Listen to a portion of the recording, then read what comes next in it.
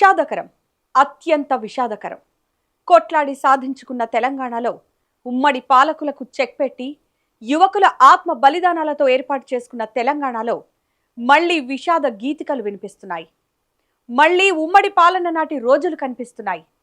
ఉద్యమ కాలం నాటి దృశ్యాలు పునరావృతమవుతున్నాయి. నాడు స్వరాష్ట్రం కోసం యువకుల బలిదానాలు, నేడు ఆర్టీసీ కార్మికుల బలవన్మరణ యత్నాలు, అగ్ని కీలలు, ఆగ్రహ జ్వాలలు. విషాదం ఏమిటంటే నాడు నేడు అధికారంలో ఉన్నది కాంగ్రెస్సే. రేవంత్ సర్కార్ హామీలను నమ్మి నట్టేట మునిగిన ఆర్టీసీ కార్మికులు సమ్మెను ఉధృతంగా చేపడుతున్నారు. ఇలాంటి సమయంలో 3 ఆర్టీసీ కార్మికులు ఒకే రోజు ఆత్మహత్యకు యత్నించడం సంచలనంగా మారింది. నర్సంపేట బస్టాండ్లో శంకర్ గౌడ్, నల్గొండ డిపో ఎదుట వెంకన్న, ఖమ్మంలో లింగారెడ్డి, ఇలా ఒకరి తర్వాత ఒకరు ఆత్మహత్యకు యత్నించారు. 3 డ్రైవర్లే. అందరూ కాంగ్రెస్ హామీలను నమ్మి మోసపోయిన బాధితులే. అయితే నర్సంపేటలో ఆత్మహత్య యత్నం చేసిన శంకర్ గౌడ్ కన్నుమూయడంతో ఆర్టీసీ కుటుంబం విషాదంలో మునిగిపోయింది. డ్రైవర్ శంకర్ గౌడ్ మృతితో నర్సంపేట ఆర్టీసీ డిపో వద్ద తీవ్ర ఉద్రిక్తత నెలకొంది. ఈ ఘటనతో ఆగ్రహించిన కార్మికులు ప్రభుత్వం, ఆర్టీసీ యాజమాన్యానికి వ్యతిరేకంగా పెద్ద ఎత్తున నినాదాలు చేశారు. సీఎం డౌన్ డౌన్, కాంగ్రెస్ ప్రభుత్వ మొండి వైఖరి నశించాలి అంటూ పెద్ద పెట్టున నినదించారు. పరిస్థితి అదుపు తప్పడంతో పోలీసులు వచ్చి నిరసనకారులను నిలువరించే ప్రయత్నం చేశారు. నల్గొండలోనూ మరో డ్రైవర్ ఆత్మహత్యా యత్నానికి పాల్పడటం కలకలం రేపింది.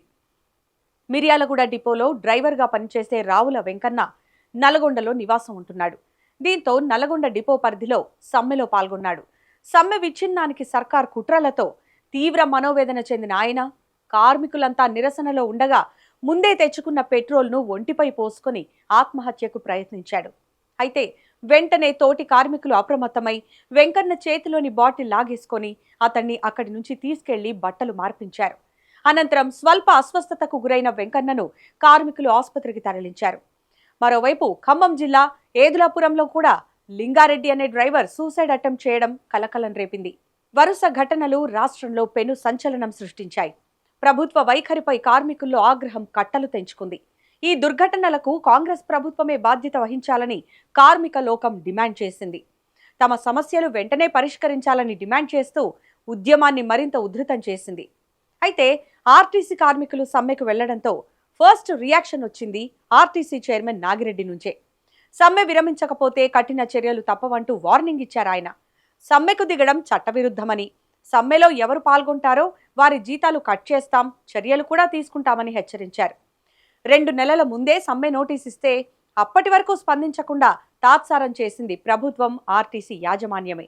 కానీ కార్మికులు తమ హక్కుల కోసం సమ్మెకు వెళ్లగానే వార్నింగ్లు ఇవ్వడానికి మాత్రం పోటీ పడటం ఎంతవరకు కరెక్టో వాళ్లే చెప్పాలి. ఇప్పటికి కూడా ఆర్టీసీ చైర్మన్ నాగిరెడ్డి మళ్లీ అదే మాట్లాడుతున్నారు. ఇంత జరిగిన తర్వాత కూడా సమ్మె విరమిస్తేనే చర్చలంటూ రెచ్చగొట్టేలా మాట్లాడుతున్నారు. ఇప్పుడు ఇంకో సంఘటన చెప్తాను వినండి.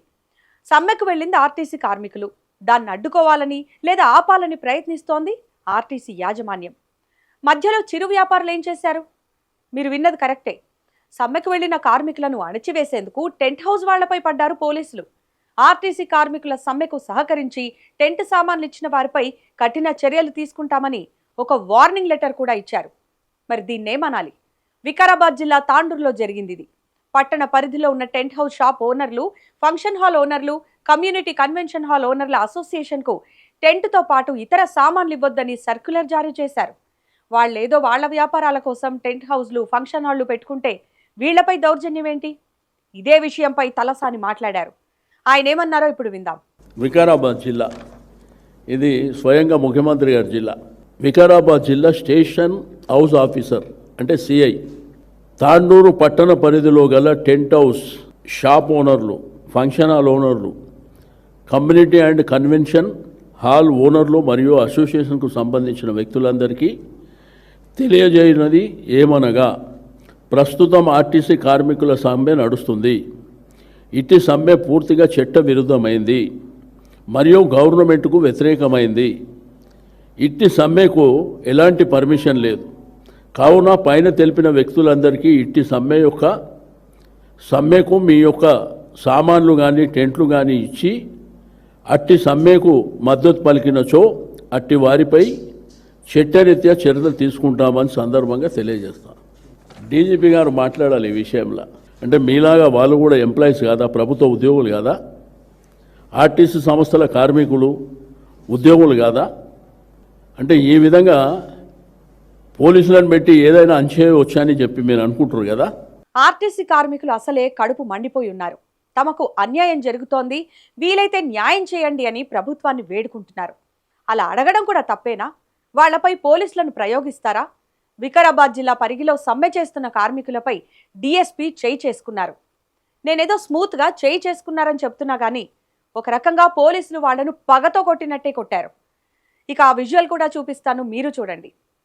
ప్రైవేటు వ్యక్తులతో బస్సులు నడిపిస్తుంటే ప్లీజ్ అలా చేయకండి, మా పొట్ట కొట్టకండి, ఇన్నేళ్ల మా కష్టాన్ని ఒక్క వేటున కొట్టేయకండి అని వేడుకున్నందుకు ప్రభుత్వం ఇచ్చిన ప్రతిఫలం ఇది.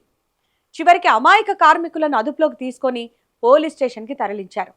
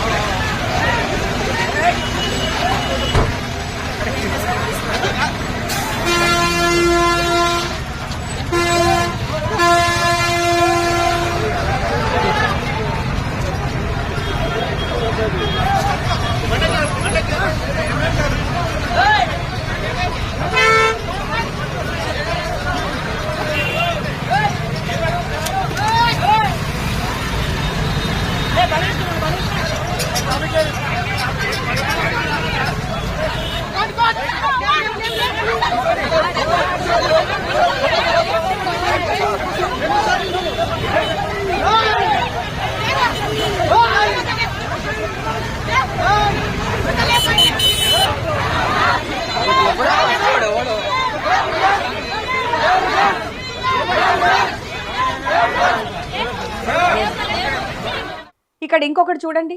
ప్రైవేట్ డ్రైవర్లకు దండం పెడుతూ ప్లీజ్ మీరు వెళ్ళిపోండి అని బతిమలాడుతున్నారు ఆర్టీసీ కార్మికులు. సమ్మె ప్రభావం ప్రభుత్వంపై పడితేనే వారికి మా బాధలు తెలుస్తాయి, అర్థం చేసుకోండి అని వేడుకున్నారు. ఇక్కడ కూడా పోలీసులు ఎంటర్ అయ్యారు. ఒక్కో బస్సులో ఒక్కో కానిస్టేబుల్ ఎక్కి ఆ బస్సులకు ఆర్టీసీ కార్మికులు అడ్డం పడకుండా ఫుల్ సెక్యూరిటీ ఇచ్చారు.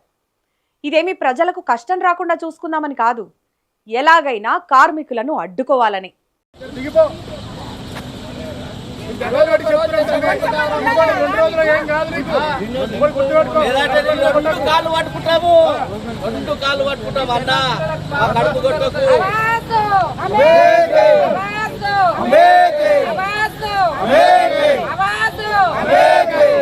అటు జనగామ జిల్లాలో అయితే అమాయక ఆర్టీసీ కార్మికులను చూస్తే కన్నీళ్లొస్తాయి. మీ కాళ్లు మొక్కుతాం, సమ్మెను అడ్డుకోకండి అని పోలీసుల కాళ్ల వేళ్ల పడ్డారు ఆర్టీసీ కార్మికులు. అయినా భారీగా మోహరించిన పోలీసులు కనికరించలేదు. వాళ్లను ఈడ్చి అవతల పడేసి సేమ్ ఇతర జిల్లాల్లో చేసినట్టు ప్రైవేటు వ్యక్తులకు బస్సులను అప్పగించి వాటికి కాపలాగా ఒక కానిస్టేబుల్ని అందులో పంపించారు.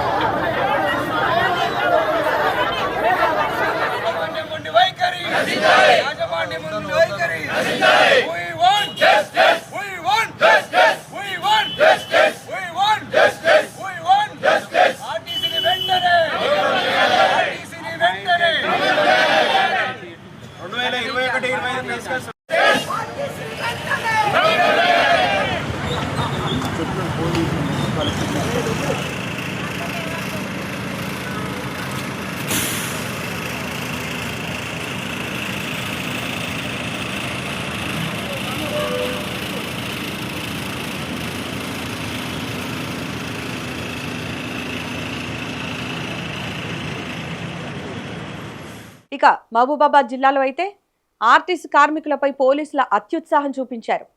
అదేంటో గాని సమ్మెలో పాల్గొనడమే దారుణం అన్నట్లు, డ్యూటీకి రాకపోతే అదేదో నేరమైనట్లు, విధులకు హాజరు కాలేదంటూ సమ్మెకి వెళుతున్న 21 మంది కార్మికులపై కేసులు పెట్టి అరెస్ట్ చేసి అక్కడి నుంచి పోలీస్ స్టేషన్కి తరలించారు. ఇవేం కేసులురా దేవుడా, మా కష్టాన్ని కూడా చెప్పుకోవద్దా అని పాపం చాలా బాధపడిపోతున్నారు ఆ కార్మికులంతా.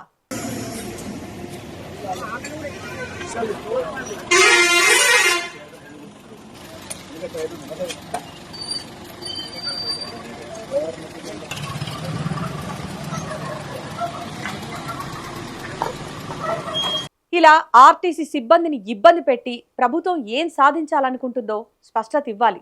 కార్మికుల డిమాండ్లు కరెక్ట్ కాదు, వాళ్ళేదో గొంతెమ్మ కోరికలు కోరుతున్నారంటే కనీసం దానిపైనైనా ప్రజల కన్నా క్లారిటీ ఇవ్వాలి. అవన్నీ చేయకుండా సమ్మె చేస్తున్న వారిపై ఉక్కుపాదం మోపుతామంటే ఇది ఏ రకంగా ఆర్టీసీకి మేలు చేస్తుందో అటు ప్రభుత్వం ఇటు ఆర్టీసీ యాజమాన్యమే చెప్పాలి. ఏది ఏమైనా ఆర్టీసీ కార్మికులకు మేం చేసే విజ్ఞప్తి ఒక్కటే, ఆత్మహత్యలు కరెక్ట్ కాదు.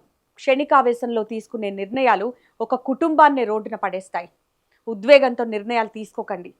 తెగించి కొట్లాడటం తెలంగాణ రక్తంలోనే ఉంది. పోరాటం మనకేమి కొత్త కాదు, కష్టాలు కన్నీళ్లు కూడా కొత్త కాదు. కానీ సమస్యలపై పోరాటం ముఖ్యం, వాటిని ఎదురించడం ఇంకా ముఖ్యం. తెగించి కొట్లాడదాం, అనుకున్నది సాధిద్దాం. ఎవడడ్డొచ్చినా మన గుండె బలంతోనే సమాధానం చెబుతాం. పోరాడితే పోయేదేముంది బానిస సంకెళ్ళు తప్ప. ఆర్టీసీ కార్మికులారా, మరోసారి చెప్తున్నాం, ఆత్మ బలిదానాలొద్దు. బానిస సంకెళ్ళు తెగేదాకా, కష్టాలు తీరేదాకా, సమస్య పరిష్కారం అయ్యేదాకా పోరాడదాం. సాధించుకున్న తెలంగాణలో సంతోషంగా బతుకుదాం.